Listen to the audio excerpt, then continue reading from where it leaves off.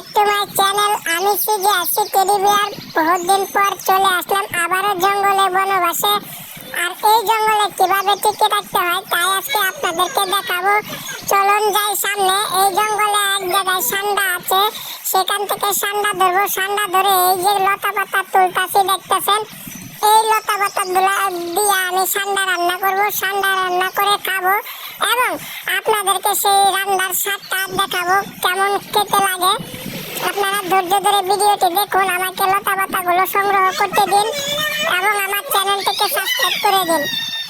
আমি এখন সুন্দর করে লতা পাতাগুলো ধরে সান্ডা আমার অলরেডি ধরা আছে, সেই সান্ডাগুলো আমি এই যে লতা পাতা দিয়ে রান্না বান্না করবো।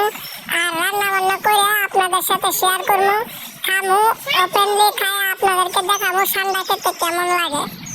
আসলে সান্ডাটা ধরতে আমার অনেক কষ্ট হয়েছে। সান্ডা ধরার ভিডিওটা আমি অন্যদিন আপনাদেরকে দেখাবো। আজকে আমি শুধু লতা পাতা দিয়ে সান্ডাটা রান্না করে খামু আর সেটা আপনারা দেখবেন।